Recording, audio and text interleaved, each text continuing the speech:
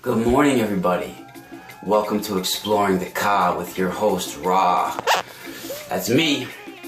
This is part 4 of my magic series, where we talk about good and evil shaman, the malandanti and the benandanti, which are good and evil witches, and some of the misconceptions of magic, and also some of the astral entities that arise in these astral wars that are taking place, or this ritual combat, you want to call it. And basically, to sum it up, the other 3 parts, we have many misconceptions of magic that I touched on. And basically, there's 2 factions.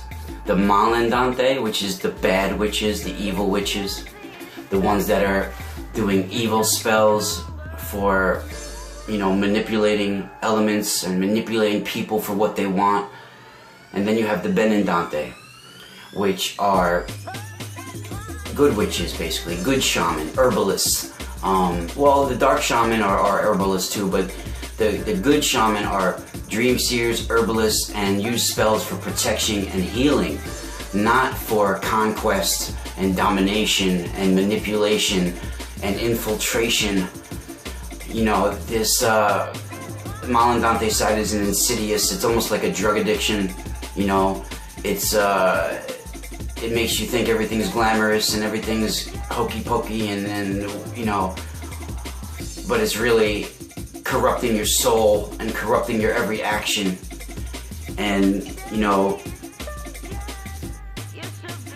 I spoke about the ember days, which are certain nights of the year where these witches or shaman fall into a trance, and their souls leave their body and they're into the astral, and they will battle for and the good witches will battle the evil witches or evil shaman.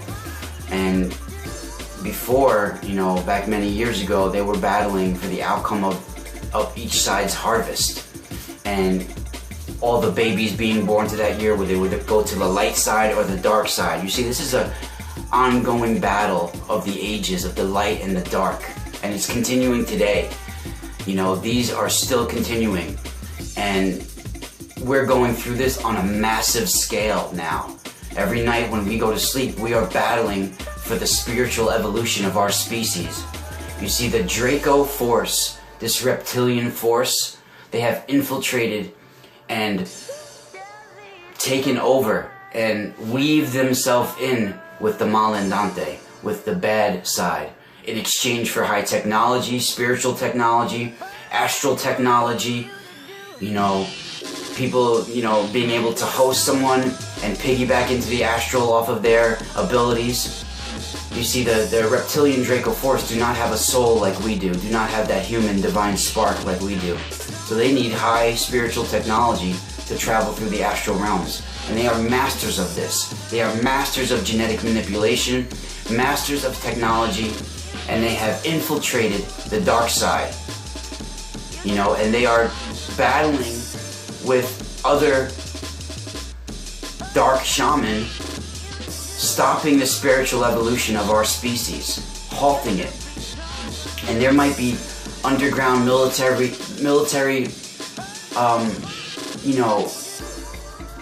programs, black ops, covert military programs that are working with these off-world entities, and deep underground bases, all of that. We are now. Let me just give you a good picture of this now. Now, these astral battles, they're taking place in the dream time, in the dream state. And our dream state is what manifests in reality. So whatever is taking place, whatever battles are happening in that dream's time, is going to affect the 3D walking around awake time. And this is what we're talking about. This is how it affected the harvest. And this is how it affected the vineyards. And this is how it affected all the babies being born that year. Or the crop, or all of that. It all depended on these astral battles. And we're taking place now on a massive scale. These ember days are taking place. And it's for the spiritual evolution of us in our waking state.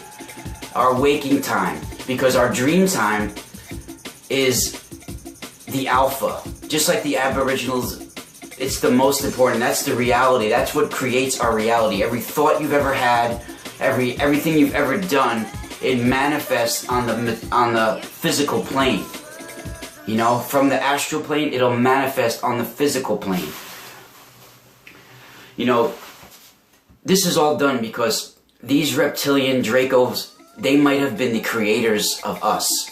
They might have been the ones who stepped in at a certain point and manipulated our genes. And they do not want us to ascend to a higher level than them. So they do not want us to spiritually evolve. Okay? They do not want us to spiritually evolve, so they will halt our spiritual evolution. And we are an amazing species because we have the ability to tap into the lower and the higher astral planes. No other species can do this on our planet. There's species that only can see those lower realms, some tachytonym type entities that will cling onto humans that are not grounded individuals, that go to sleep at night, that are in the astral, and even some metaphysical workers and light workers that appear to be some spiritualist and some light being, but they have many troubled human qualities. They're having problems with their families, and they are not as grounded as they think, and they're astral traveling, and they're picking up these entities, and they're becoming hosts.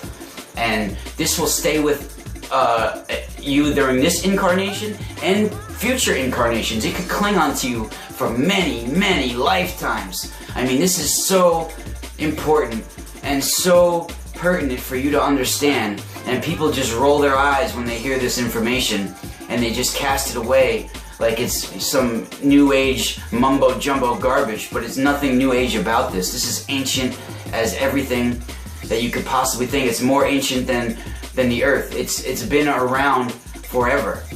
You know, these beings that are in the astral planes and in the other lower and higher realms, they manifested way before Earth.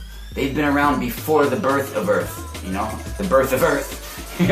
There we go. So you got to understand. And so over time, us shaman that are hereditary shaman or hereditary witches, we've evolved and adapted and manifested certain abilities in the astral planes to help us fight these wars. One of these abilities is manifesting thought forms or tulpas. And one of these tulpas are the luperno. Now, many different covens or different groups or different people have a different term for this. We call them the luperno, which is the lupo, which is the wolf, the lupus, and winter, which is inferno in Italian. So we combine the luperno because in the winter time is when the wolves, these thought forms, will manifest and hunt, and they will migrate, and it's an important renewal time. And basically, like, it's a celebration of the shape-shifting rites. You know, the February is the month of renewal. On February 2nd, they have the Lupercalia, which is the festival of the shape-shifting rites, you know, to make sure we pass on and celebrate these abilities. And there's the Luperci, the Luperci, or whatever you want to call them, the Luperci. There were priests that guarded this information. And this is something that has been ingrained in my DNA as well. These thought forms of these werewolf, dogman type beings that will battle in the astral. And sometimes these beings get caught in our dimension. Dimensions blend and merge. And sometimes beings get caught in our dimension with no way back out. And they get caught and they have to wait till next February or till another time where a portal can be opened. And they can go into that and travel back to the appropriate realm. And you got to understand that, you know, there's been so much combat on a nightly basis now. There's these ritual combats going on a nightly basis. And this Draco force is not happy. They are not happy because they have stepped in and created our religion as well.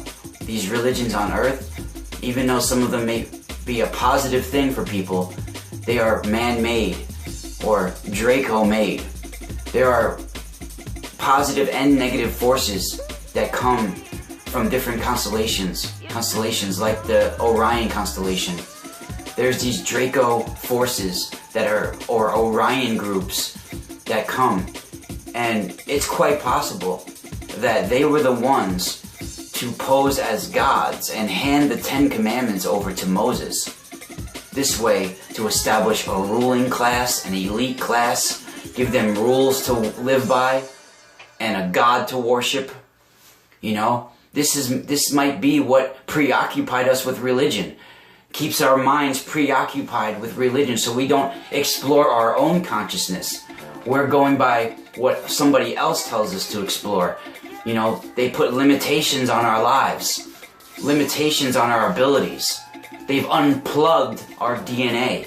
Our 12 strains of DNA have been unplugged. So, it's a lot to think about. This is Exploring the Ka with your host, Ra. I'll be back next time. Spiral out.